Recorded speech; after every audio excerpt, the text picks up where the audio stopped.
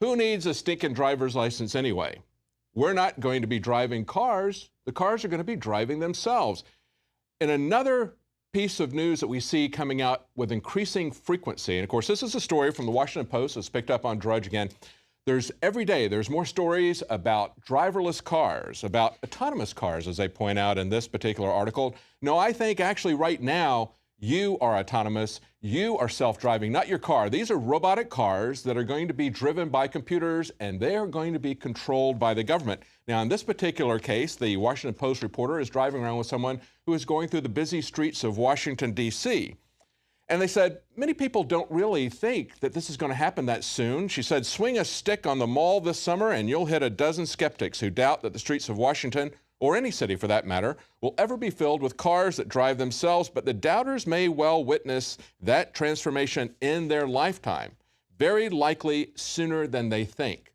Now, before we talk about the time frame that they put in this article at the very end of it, she pointed out something that I think we ought to all step back and look at. She says, if this car, a silver gray Cadillac SUV that's converted to autonomous driving, if this car looked the least bit odd, she says, the Capitol Police would swarm after it with their machine guns. That's right. And in this paranoid police state that we now live in, do we really want to give total control, of our transportation to the government so that they will not only know everywhere we go, but be able to stop, divert, control our cars in any way that they wish to? Now, this is the time frame that these people are talking about, the person that took her around from Carnegie Mellon Institute. He said within the next 3 to 5 years, there'll be a highway pilot feature, for example, that'll allow you to get on the interstate and just drive from one city to the other, and it will take care of doing the interstate driving. After that, shortly, they will have the ability to start switching lanes and driving faster. Then after that, in another 3 to 4 years, look for traffic jam assistance capability.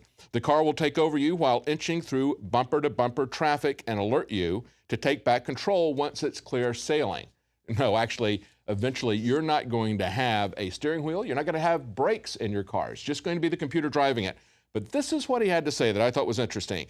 He said the totally driverless version will happen sometime in the 2020s. Most people believe it'll be the very early 2020s.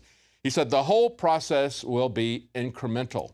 Isn't that the way we always lose our freedoms? He said more and more scenarios that we drive in will become automated, and one fine day, you've given up complete control, but you don't even notice. That's right. Former Senator Alan Simpson said that the loss of freedom isn't a slippery slope.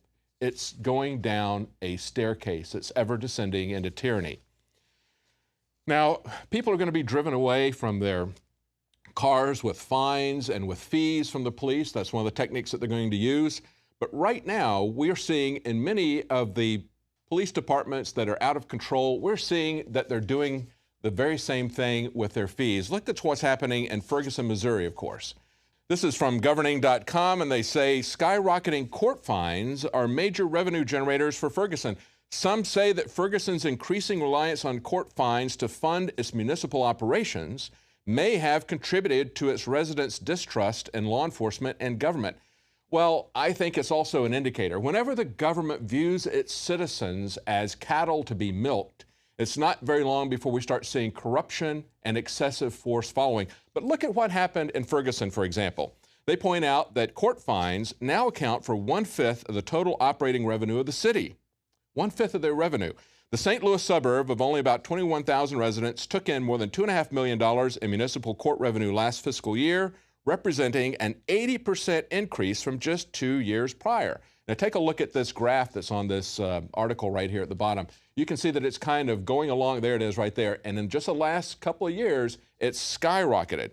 Now this is what an assistant professor to St. Louis University School of Law said. He described the court system in Ferguson and in certain areas of St. Louis. He said they function primarily as a revenue generator. They don't want to actually incarcerate people because it costs more money, so they fine them, he said. It appears to be a blatant money grab. Does that resemble the town that you live in? I've lived in many towns like that. It's a pattern of behavior. And of course, you're going to see them treating people with no respect when they rob you on the highway. He says, from his time representing clients in Ferguson, he estimates that the court, which holds 3 sessions each month, heard 200 to 300 cases per hour on some days. That's right. It's just a revenue stream. Now, we have a congressman who is talking about demilitarizing the police, and it really underscores that this is a federal problem as much as it is a local problem. It's being driven by the feds. This is Representative Stewart, and he is seeking, according to the Deseret News in Salt Lake City, Utah, he is seeking to introduce a bill. The bill is the Regulatory Agency Demilitarization Act. He says it's a response to SWAT-style teams at various federal agencies, including the Bureau of Land Management. And he says this all started back with the Bundy standoff, when he realized that you have all these various agencies that essentially have their own SWAT teams. He says, I don't feel comfortable now in the wake of Ferguson taking advantage of that and trying to sell it by saying, look what's happening out in Ferguson, therefore come and support my bill. This, I think, underscores the fact that it is not just an urban issue. It's not a rural issue, like people were saying in the Bundy Ranch. It wasn't a case of what was happening there so much as with the laws, with the federal ownership of the land. Yes, that was an issue. But the real issue was the militarization of the police, the militarization of these regulatory agencies, the way they were treating people there. And in the same way, when you look at the urban environment, it's the issue of the way they're treating people. It's not just an urban or rural issue. It's not a white or a black issue. This is a national issue because it's being driven by the federal government. Now, he says that he introduced this bill following the standoff between heavily armed BLM agents and Nevada rancher Cliven Bundy and his supporters. He said, there is no reason, I don't think, that the Department of Education, the IRS, the FDA, or, pick a regulatory agency, needs what is essentially a SWAT team. Now, his bill will prohibit federal agencies who are not traditionally involved in law enforcement from purchasing machine guns, grenades, and similar weapons. This is authority that was granted to them, of course, by the Homeland Security Act. Yes, the Homeland Security Act of 2002 that fundamentally transformed America and not for the better.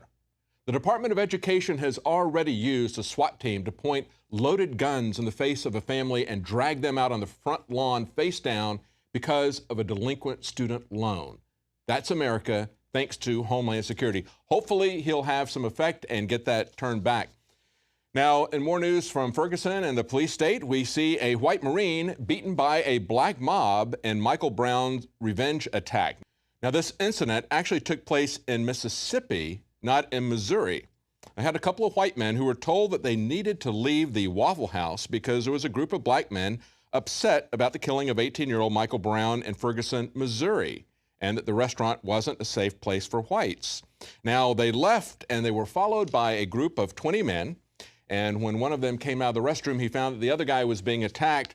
This fellow, David Knighton, who is a veteran from the Air Force, served in Afghanistan, he was attacked also. He suffered broken bones in his face, a blood clot in his right eye, and a cut over his left eye. The other fellow has now been hospitalized with an induced coma. But this is what happened. The police were called to the scene about 2 a.m., which is about an hour after this all started. But the mob had already left, and despite the context of the argument and the yelling of racial slurs, the police chief, Tim Brinkley, said the incident wasn't being treated as a hate crime. And of course, we've seen a lot of pushing of racial stereotypes, trying to push a division between white and black, and also against the police in Ferguson. We've seen that with people like Al Sharpton coming in, but we also saw that with Dan Page, the officer who supposedly pushed Don Lemon of CNN and was subsequently suspended or fired. We're going to have a report on that tomorrow because there's a lot of interesting background on this fellow who's presenting himself not only as a police officer, but as a very high-ranking military official. Is this part of a PSYOP? We'll have that report tomorrow. Coming up after the break, we have a report from Leanne McAdoo and John Bound, who are in San Francisco, getting the residents' take on the aftermath of the earthquake and how the government is handling it. Stay with us. City of Austin tap water versus filtered City of Austin tap water.